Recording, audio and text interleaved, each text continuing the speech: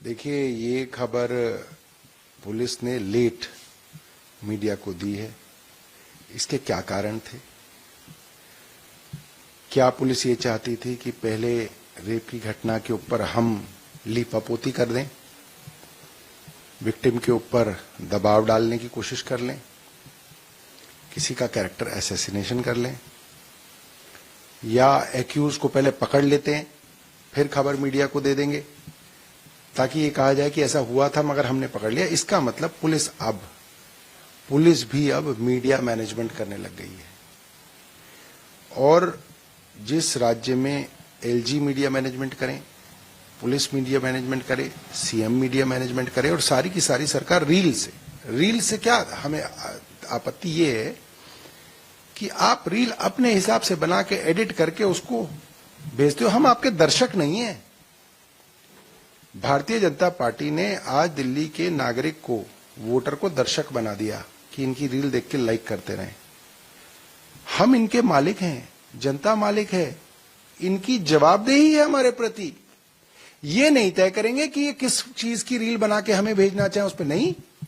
हमारे सवाल हैं, आपको हमारे सवालों का जवाब देना पड़ेगा। कमिश्नर से हम पूछना चाहते हैं कि भाई क्या कानून व्यवस्था है कि अगर एक शहर में 2 घंटे तक एक बस चलती रही, रानीबाग इलाका है, कोई दूर दराज का इलाका नहीं है, बिल्कुल सेंट्रल दिल्ली है, उसमें बस घूमती रही, एक लड़की के साथ 2 घंटे तक गैंगरेप होता रहा, फिर उस लड़की को फेंक दिया गया सड़क पर, और फिर इस खबर को 2 दिन तक छिपाया गया।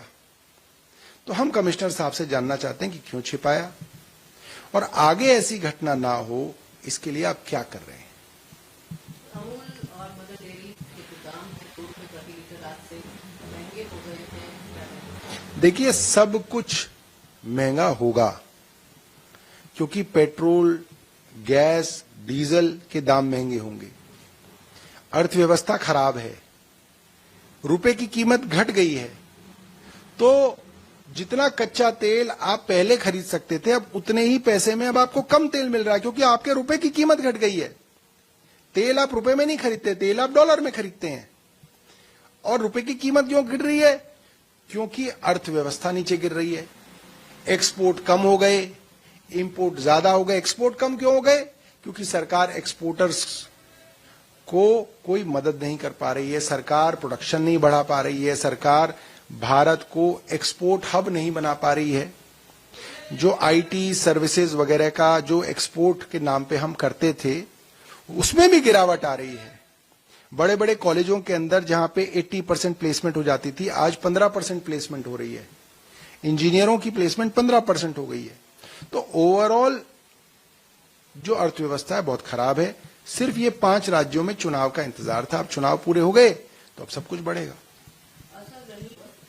नीट एग्जाम को लेकर रद्द हुआ, उसके बाद से सीबीआई लगातार अरेस्ट कर रही है लोगों को। कल भी कई घंटों की पूछताछ हुई है। इस बीच अलग अलग तरह के बयान आए हैं। तमिलनाडु सीएम का कहना है कि नीट एग्जाम को भी खत्म कर देना। देखिए, नीट एग्जाम कौन कराता है? एनटीए। एनटीए किसकी? केंद्र सरकार की। केंद्र सरकार भारतीय जनता पार्टी की। सीबीआई किसकी? केंद्र सरकार की। सरकार किसकी? भारतीय जनता पार्टी की। ये जो पेपर लीक करने वाले जितने भी गिरोह मिलते हैं, इनमें ज्यादातर लोग कौन? भारतीय जनता पार्टी के, भारतीय जनता पार्टी के नेता। और पकड़े जाने पर भी भारतीय जनता पार्टी उनके ऊपर कोई कार्रवाई नहीं करती। तो ये जो मोडस ऑपरेंडी है वो ये है कि जब भी पेपर लीक हो, सरकार की कोशिश ये नहीं होती कि पेपर लीक ना हो, सरकार की कोशिश ये होती है कि ये खबर लीक ना हो कि पेपर लीक हो गया। सरकार की बदनामी सिर्फ इसलिए हो रही है कि पेपर तो लीक हो रहे थे पहले भी, मगर अब ये बात भी लीक हो जाती है कि पेपर लीक हो गया। सरकार छोटे मोटे लोगों को अरेस्ट करती है और उन छोटे मोटे लोगों को भी जल्द से जल्द छोड़ दिया जाता है। जैसे पिछली बार हमने देखा, सीबीआई ने चार्जशीट ही नहीं दायर की तो ऑटोमेटिकली आरोपी छूट गए। क्यों छोड़े जा रहे हैं?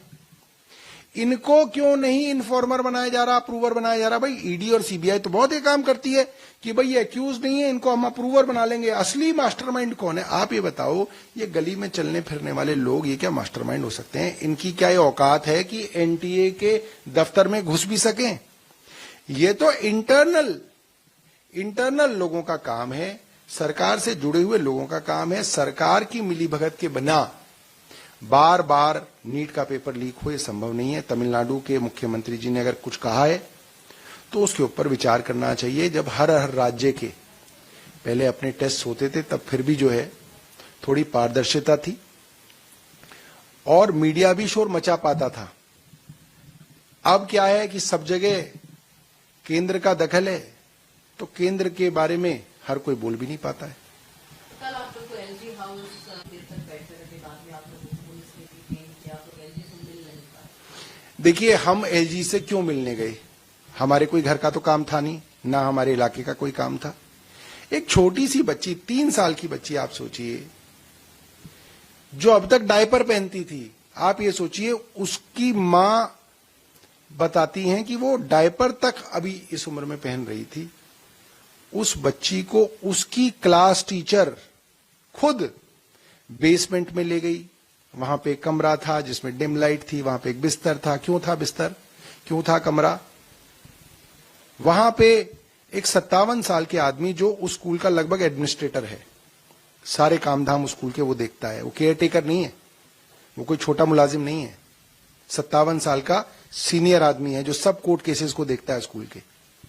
उस आदमी ने उसके साथ बलात्कार किया, उस टीचर के सामने किया। टीचर ने खून नेपकिन से पूछा, नेपकिन वहां पे मिल गए। बच्ची ने उस आदमी को पहचान लिया और उसके बाद 5 दिन के अंदर जमानत मिल गई। क्यों मिल गई? क्योंकि डीसीपी या एडिशनल डीसीपी हैं शायद, एसएचओ, ये लोग आरोपी की तरफ से काम कर रहे हैं। ये लोग बच्ची की मां बाप को धमका रहे हैं, ये लोग उन्हें हैरेस कर रहे हैं। तो हम एलजी साहब के पास ये कहने गए कि भाई आपके अधीन आती है पुलिस, भाई आप कैसे चुप हो सकते हैं? मतलब क्या एलजी के पास ये लग्जरी है कि वो कह रहे मैं नहीं बोलूंगा इस पे? क्यों नहीं बोलोगे भाई? वो कहते हैं मैं जलेबी खा रहा हूं तो उसकी रील देखे पब्लिक, मैं छोले भटूरे खा रहा हूं उसकी रील पब्लिक देखे। पब्लिक मूर्ख है क्या? हम तुम्हारे दर्शक हैं, तुम क्या कोई हीरो हो क्या किसी फिल्म के कि तुम्हारी रील देख देख के हम खुश हो जाएं? तुमको काम करने के लिए पद दिया गया है, काम करो, और नहीं कर सकते तो हटो। सुबह से रात तक हमारी महिला पार्षद वहां पे बैठी रही, धूप में बैठी रही। एलजी नहीं मिले, बेशर्मी है। क्यों नहीं मिल रहे? क्यों छुपा रहे हैं मुंह? क्या डर है उनको? और रात को बहुत बेरहमी से हमारी महिला पार्षदों को रात को थाने में ले जाया गया। क्या 6 बजे के बाद आप थाने ले जा सकते हैं किसी महिला को? अलाउड ही नहीं है। आप कैसे ले गए? आप मुझे भी घसीटते हुए ले गए।